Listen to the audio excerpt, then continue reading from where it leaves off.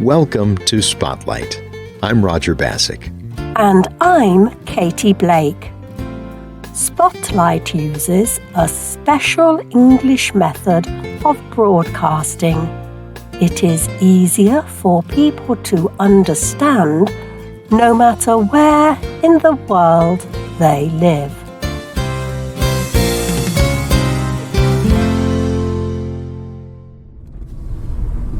A woman drives a black convertible over a hill.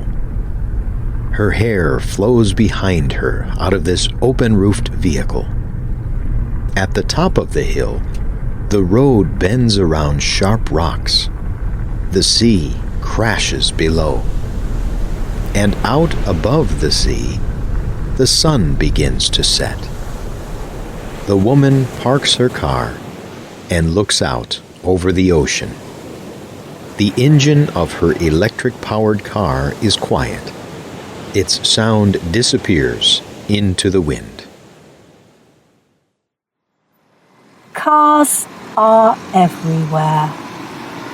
They take people to remote places. They take people to work and to their homes. Usually, these automobiles are powered by gasoline or petrol. But things were not always this way. And they may not always be either. Today's Spotlight is on the history and future of the automobile.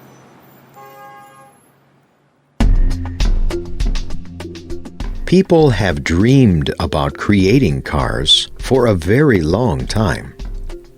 They wanted a way to transport people and goods without animals. But it took a very long time to make one that worked.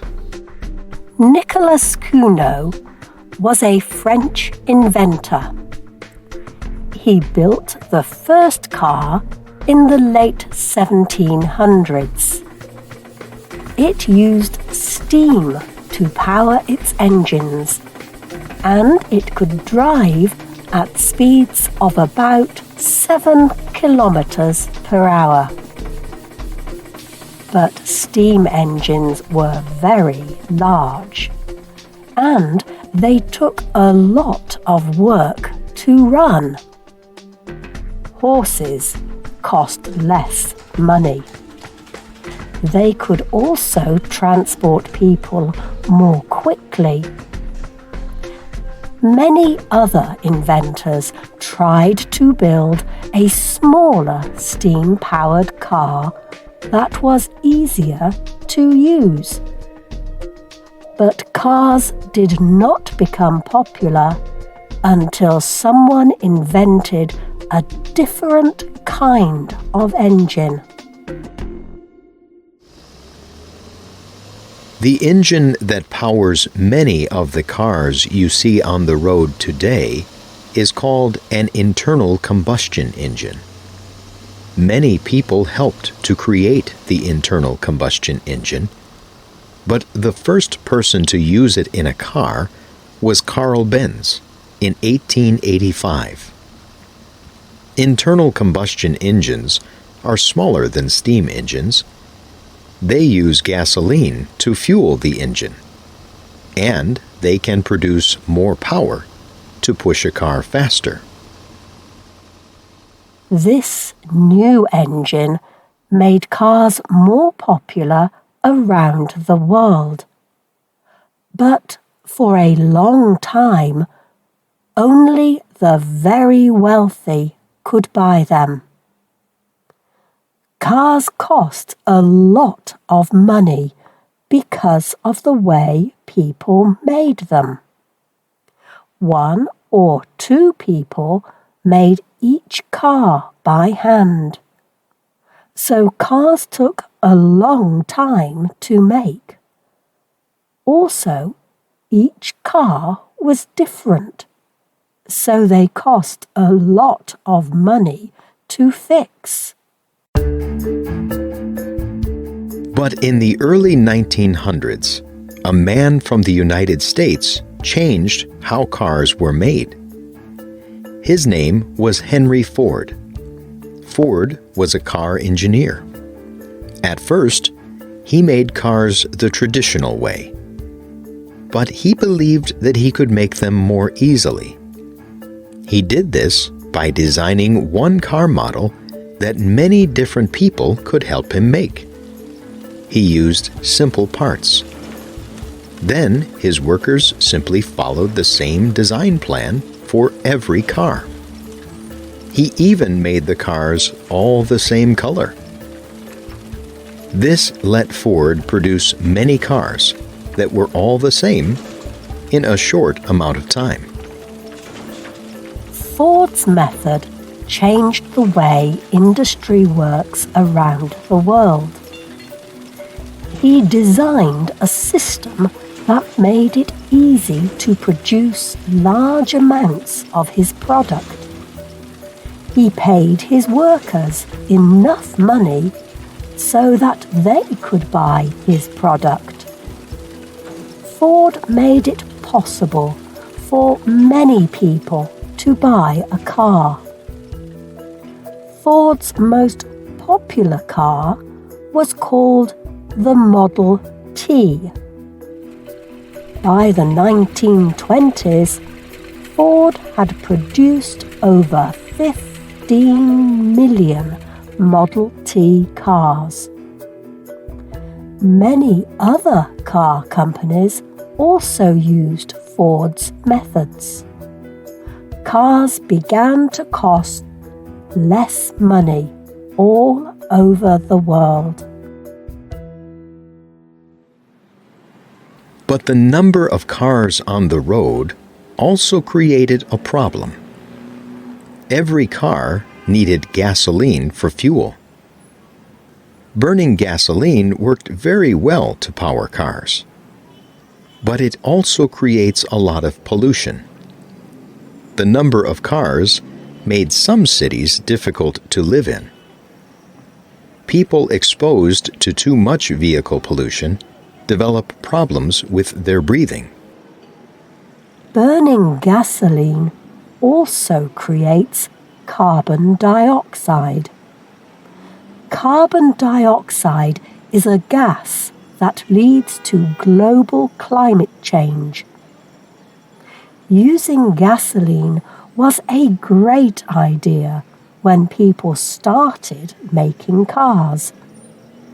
There were not many cars in the beginning, so the pollution did not affect much.